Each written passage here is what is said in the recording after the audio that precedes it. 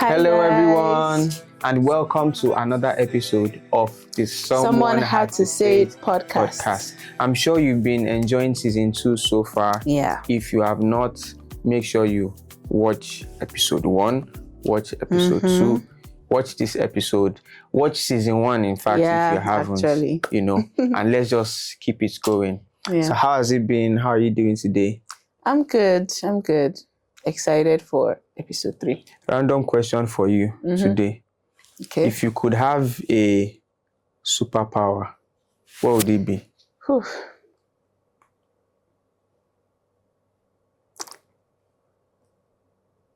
This pause is long ago. Yeah. I think the ability to extend time. I don't know if that makes sense. Continue. Look. Yeah.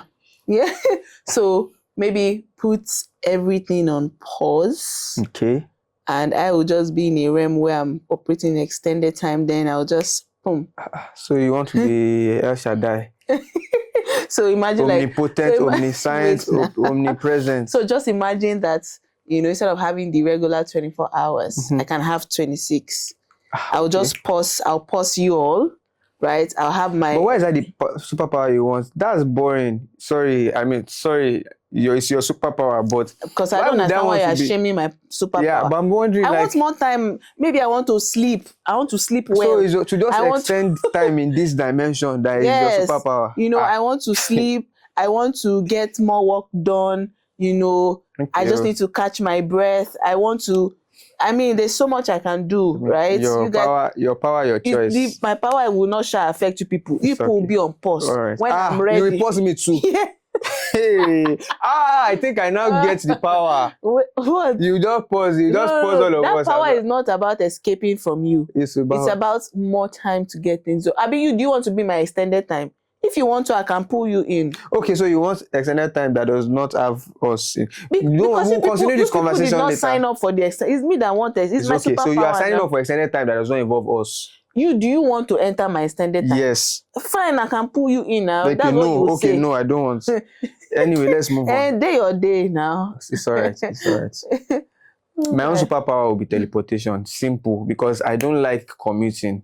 I find it stressful. Anyone flying, driving, the process of moving from point A to point B. Stressful, if I could just teleport and just be... I actually attest to that. That's why I actually don't like traveling. It's not like I don't like being in different destinations, but the process of moving from one place to another, oh gosh, it's losing this is my husband. But what I love about you, one of the things I love about you is that once I'm able to get you into that zone, you're unstoppable. Yeah, so that's why I try to avoid you getting when you entered the zone, you ended up planning it end to end. I was just, that zone stresses the princess me out, that I am. Yeah, exactly. That's especially why I don't like it. Because but this your teleportation, will it involve another person? Many people can come along. Yeah. So we'll teleport into your extended timeline. Some people teleportation is only themselves they can teleport. There's room for others. All right. So let's get into today's episode. What does the red shoebox have for us? Yeah, that's right. There you are. So let's jiggle. Shake it up. Yeah. And open it for me now. Okay. Okay. Let's see what we have here. The topic for today says soft life or stress life. The pressure to look successful. Sounds like an interesting one. Yeah. I would actually admit that there's a lot of pressure on people to look a certain type of way, to be perceived and, observed in a particular light. So the first question is, why do many young people feel pressure to look successful even when they are struggling privately? Why do you think so?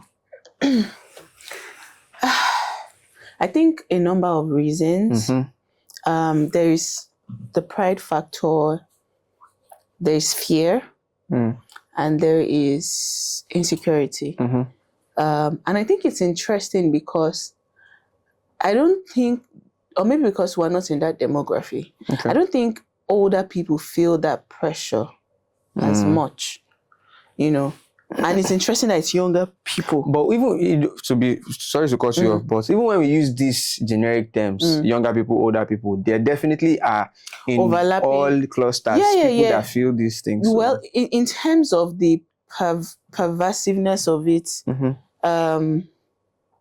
I think a lot of younger people feel that way. Okay. Of course, there might be like really ambitious older people who are in that zone too. And I think it's interesting because we have the advantage of age and time. Okay. So how come that we are the ones feeling the most pressure? The kind of pressure that in our parents' generation and in the older generation, they didn't experience that when they were at our age, at least. We'll have to go and ask them. As well. and I think we are clear, the reasons are not so far-fetched. The fact that, I mean, the social media, mobile phone penetration and all, because now you can see in real time what people are doing. True. Unlike in the past, right, where people were in silos, you were just doing your own thing. You didn't know what was happening in Germany or in the US or, you know, in another state. But now all of that is flooding you and casting a shadow on your own reality, you know. So yeah, I think it's all of this. And like I said, just to reiterate again, that it's interesting and it's ironic that the people who have the advantage of time and age seem to be under the most pressure, you know. And what we're aspiring for a lot of the time requires process, requires time, you know. But because there's just a lot flooding our minds, and because of social media, there can be that illusion of proximity and closeness. So a person in their early 20s can be looking at somebody in their early 40s or even mid 30s and somehow start to think they should be there. This not accounting for the fact that this person's progress or success took time, took process, you know. So I think that's what it is for me. Yeah, it's just a combination of these factors, and it's just so weird. Yeah. So what do you think? I mean, this time thing you mentioned is really what takes it home for me, because I mean, like the question says, why are young people feeling like they need to look successful even though they may be struggling privately? A couple of things. So there's the fake it till you make it mindset, which even in a bid to encourage people to try to, you know, manifest or step into the consciousness of what they're anticipating and expecting, may mislead them into feeling like they need to live a certain way to have a certain perception from the outside. And of course, everybody is living online now. And online is a world of perception. You are creating a perception. You are creating the experience other people are having of you. So that may mean that you need to keep on doing certain things to fit the narrative you are trying to create. It doesn't afford you the time and space to just breathe. Maybe if there was no social media, it would be easier for some people, that's people that pay much attention to it, to just live their lives, follow their process, get to certain places and just live life on their own terms or based on their own timelines and stuff. But like you mentioned, because of social media, the need for you to post your success, to post your wins, to post everything immediately and be seen as living the life may put people under pressure. Another thing which I think is very, very pertinent, especially with regard to this time thing that you mentioned, is the glorification of making it young. I think that also causes a huge problem. Now, the intent is noble, but sometimes I think of the long-lasting impact of this make it fast ideology. And these are just thoughts that I think of in my mind. Now, take the corporate sector, the career path, for instance. It plans for your whole journey from entry level to maybe retiring at an executive level. It accounts for, say, your age is 23, 24 to maybe 60. And there are several levels that you are supposed to rise through in the anticipation of getting to a more senior executive level with experience and stuff like that at that pinnacle. But now there's an emphasis on people rising fast in their careers.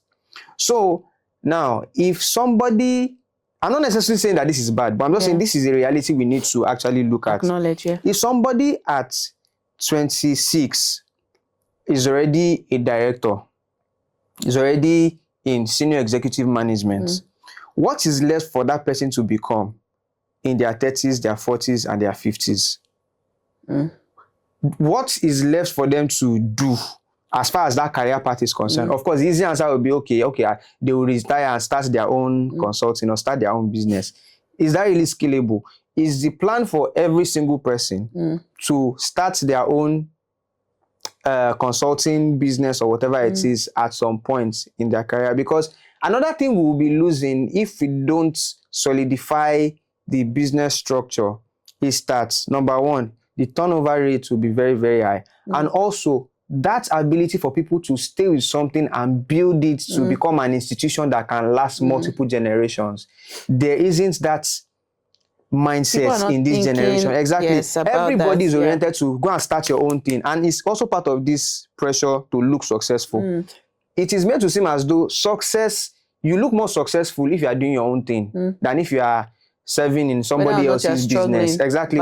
So people would rather struggle as entrepreneurs than follow a career trajectory that would actually lead them somewhere over a period of time, because they believe the entrepreneurial route is a faster path, that within 2 years I can already be carrying title of, I am CEO, CTO, co-founder, whatever the case may be, and be speaking in several places. They see all of those as the perks of being an entrepreneur. They don't see the risk, they don't see the sleepless nights, they don't see the pressure, they don't see all those things. But as long as I can associate with people, share my business card, tell them, this is what I'm into and stuff like that. Saying that I'm an associate at so and so company does not seem as glamorous as the person who has a business. Because even the associates, who is maybe, because maybe it's not earning a decent salary based on the current economic situations, which are the things I feel we should actually be tackling. Making jobs more noble, making people able to set up their lives earlier in their careers. I don't think the goal should be in fast-tracking people up the career ladder to find relevance in a title. It is to bring relevance into even the junior and associate levels, so that you can live a comfortable life, garner the experience you need, and also there's a path for you to transition. That seems like a digression, but I feel like there are several things that make people feel under pressure, like they must succeed at all costs, which will lead to the next question. And that is, has the idea of soft life made people's lives harder? Yes, I think so, because soft life is now seems like is now an aesthetic. Yeah. Do you get? It's because soft life should be an outflow, an overflow of the peace in your life. Like the life everybody can find softness in whatever scenario. Well, even if you are going through it, because softness looks different for everybody. Somebody can be going through financial crisis, and the kind of softness they can achieve is peace of mind and clarity of thought, and an assurance that God will pull them through. Now imagine somebody being in that scenario, and because of the loudness of, the fact that you have to achieve soft life, now they have to work twice as hard to project it. And I believe that if you have to work hard to project something, you are not that thing. Do you get what I'm saying? Yes. Like, it's hard work, because the essence of soft life is that it's an overflow. The process of you projecting it should also be soft. So if you have to work hard to project soft life, you are not about that life yet. And maybe the softness you need to focus on is in clarity, peace of mind. And I think we need to be fine with that. And I know today we have amazing professions that requires people to curate certain things, and it is what it is. Say, as a content creator, as an influencer, even though it has its harm, I think people need to realize that the nature of this job sometimes require people to project things that isn't really their reality. And I think the harm comes from somebody who is watching that, third party looking at that and feeling like this is the ideal life, not realizing this person you're admiring actually went to an Airbnb to shoot this video. Or this is not how this person lives their life. This is just curated. And I think where that's where the dissonance is, when people can't connect that reality to their own truth, and then they feel like they need to work to achieve it, then it's no longer soft. Do you understand what I'm saying? It's no longer soft. And soft life is not going to look the same for everybody. Soft life for somebody may be flying first class, and they can easily do it. See, what is funding that business class flight experience could be the ROI from several investments. For you to fly business class, you need to save up like 9 months. Like that's your seed that you should plant, for your tomorrow. So there's no basis for such comparison. For that person, what soft life can look like is flying economy to go to an African country. And that's fine. Now is life, it's not soft. Do you understand? No. I'm saying softness for them, because for them it's an elevation from where they used to be. I get what you mean. I'm just saying that the perception is that one is not soft life. Don't even use it. Don't use the because term. people that can confidently afford, both business and people that cannot are going to judge that experience or minimize that experience. But that's not, basically, soft life will never be one thing. It's different things for different people depending on your context. And if, like I said, if you have to struggle and work twice as hard to project it, then maybe you are not yet there. If you are doing that, at least know that that's what you are doing. But don't come and don't gaslight your own self and call it soft life, because it's no longer soft. Right. And I think there's a very solid call to action there.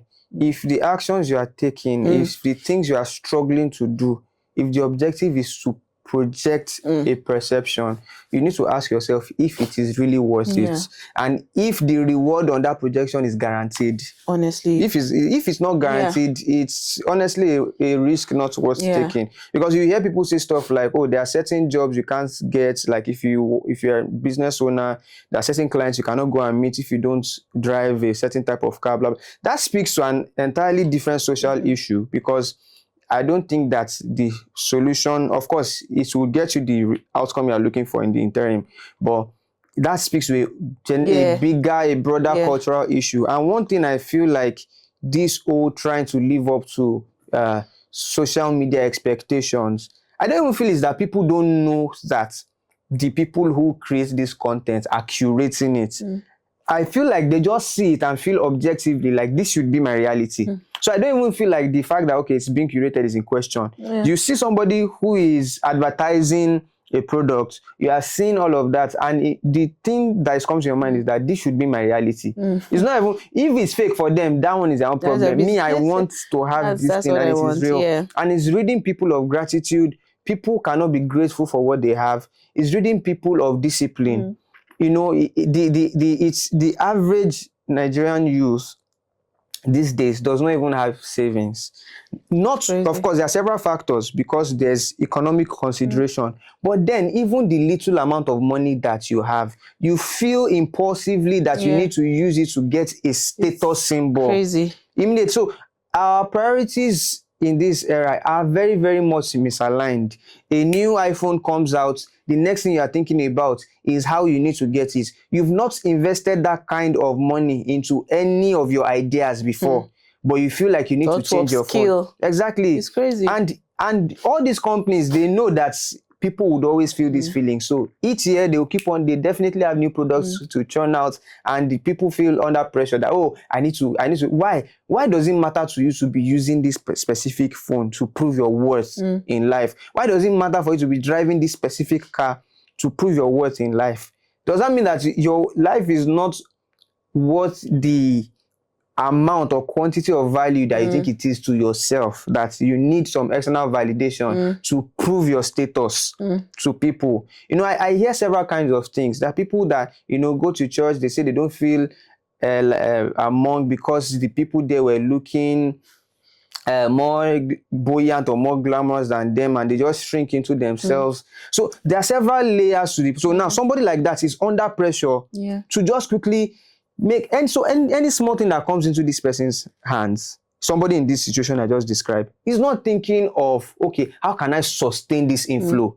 The next thing is thinking of, how can I quickly get close so I can feel among. So people are just seeing other people's realities as tools of oppression to make them feel like they need to live up to those realities. And I think those who will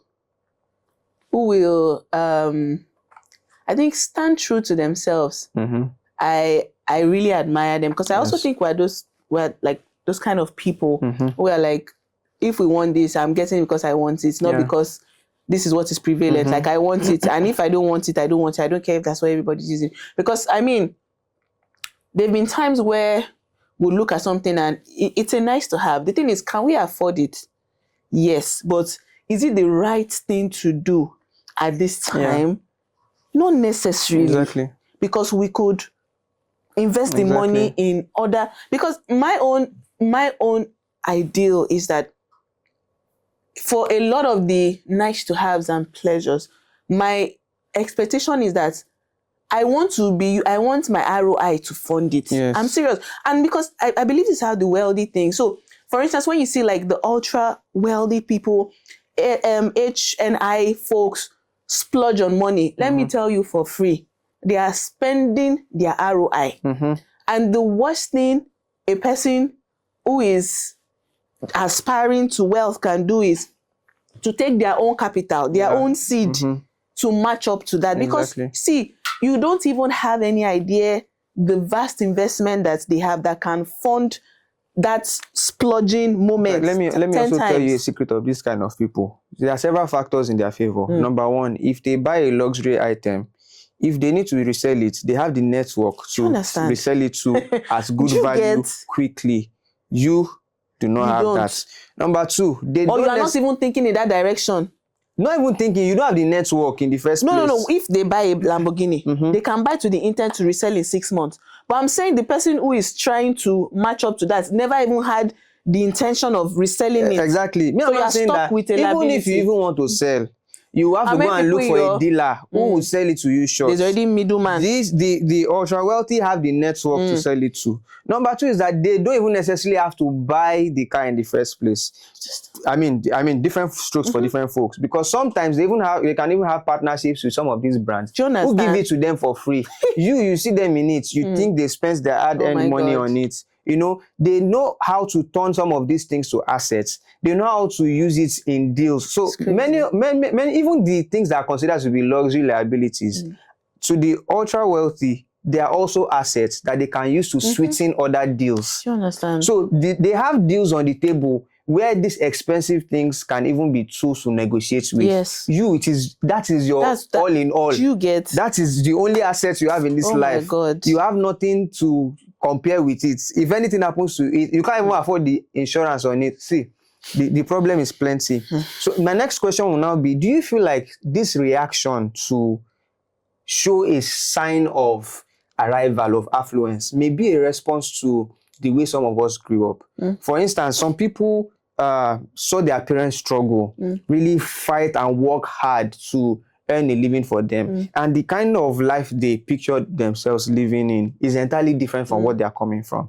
Do you feel like that also can contribute to the pressure that people are under to just start living in the reality, regardless of what is happening in their lives, actually? Yeah. Some of these things are trauma responses. Yeah. So imagine you grew up in a struggling household and eventually made it out of the hood. I think it's just natural that you want to prove. It's not even so much. There's the element of I've arrived. There's also the part of I want to prove to myself that I have arrived. You get what I'm saying? There's that. But then you need to keep in mind where you are on that spectrum of progress. Yeah. Because our parents, it's not like they didn't like soft life. They just could not afford to. Do you understand? Yeah. Because you need to go and ask some of them how they were in their younger years before you came along as a child. So trust me, they can chop life. But then life happened. Children came along. And of course, you had to mature and say, I'm going to invest this and this for my children, and then my own pleasures take the back seat. And when you are on that trajectory of, progress and recovery, you need to understand where you are on that scale. If you're going to make it to because sometimes in that generational trend of progress, there would be a generation that will just be born into wealth. You might not have been a Nepo baby, but you will birth Nepo babies. If you plan well. If you plan well. Because the rate at which you are spending this money you will not have Nepo babies if you are not careful. The Nepo babies now, they were born into wealth. So they know they were born into the soft life. But if you short circuit that progress because you want to live certain lifestyle, you've interrupted something. So I think it's okay to acknowledge this is where I came from. But then, are you sure and convinced of what you want to achieve so that you don't short circuit that upward graph? Some people don't care about generational wealth. And that's fine. Their children will take care of themselves. They have decided that they are going to live the soft life. Before even getting into children, will this lifestyle they are living, can they sustain it? Exactly. Leave children. Let's even say you're not going to invest in your children. Can you sustain it for the next 5-10 years? Yeah. The mindset you are running with, the lifestyle you are living, are you even going to have anything tangible to take advantage of opportunities if they show up between now and the next 15 years? Which is like your most, I'm making it up, your most productive working work span. If that makes sense. For some people, it's no. And then, so you need to ask yourself, are you really chopping life or you are chopping your destiny? Because it's an endless loop and there is no lead to it. The people you are trying to impress will see what you have, they will be oppressed. They will also now try to impress you. You will see what they now have and be oppressed. You try to impress them. So everybody is just sizing everybody up. And do you know the funny thing about all these antics is that when you now struggle to buy the status symbol, the people that you want to see, their reaction will be, so you have it, so of course, maybe not to you, but in their mind, it will be like, you have it, so what? So is it really worth it at the end of the day? So my last question on this would now be that, given this situation that we find ourselves in as a generation, as a people, as young people emerging, growing through life, what exactly is the place of contentment and just being humble? What exactly is the role of that in our society today? To be honest, I think it's everything, and it affects everything. And simplicity, those kinds of because words. Contentment, simplicity is what will even bring value and honor to every noble profession.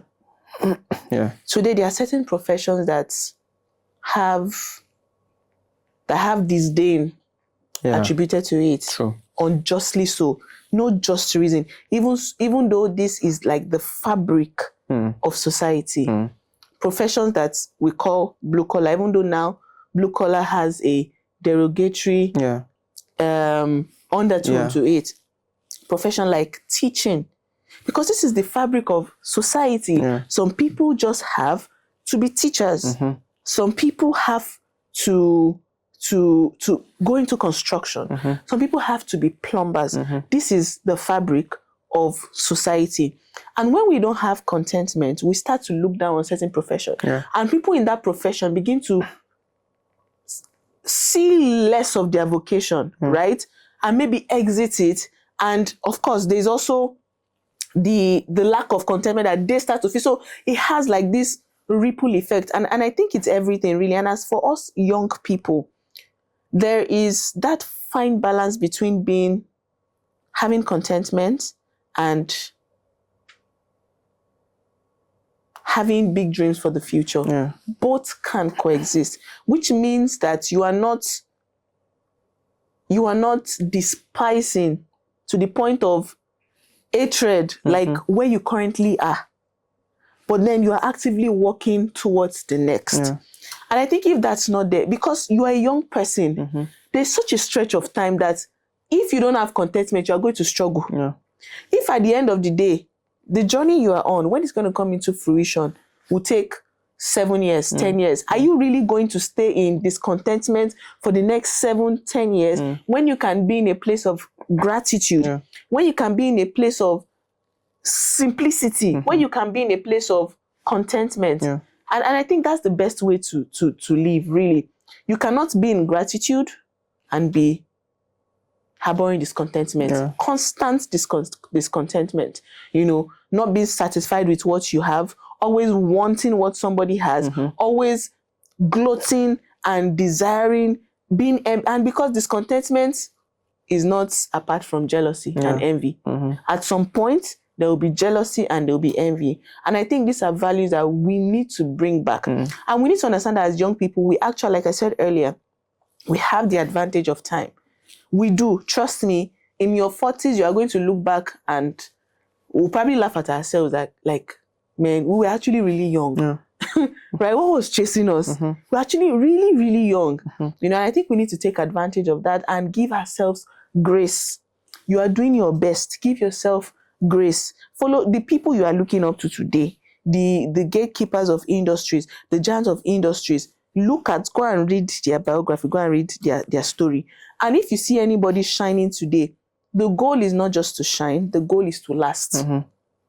Right? We cannot see the shine today, but then you aspire for the shine, but ask yourself, what must I do to last in this game? Because like we tell ourselves, when we're joking, that's elemelo ma lasts. And the meaning of that is is the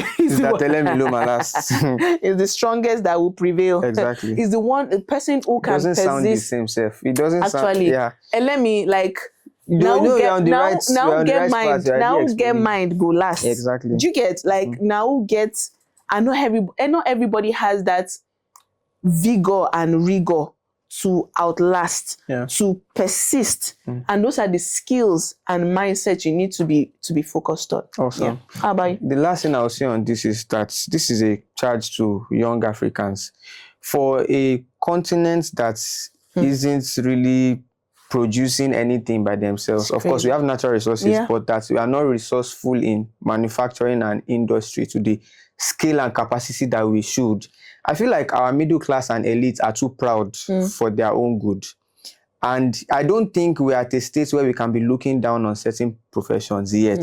We have not hit the peak of our industrialization for us to start looking down on certain people. We have not even scratched the surface of it. So do you think that is YouTube and Meta that is going to make everybody billionaires? Everybody is focusing on consultational skills. Everybody is focusing on digital skills acquisition. Everybody wants to make their millions the easy way, the digitalized way, the modernized way, in the form of consulting and service-oriented manner.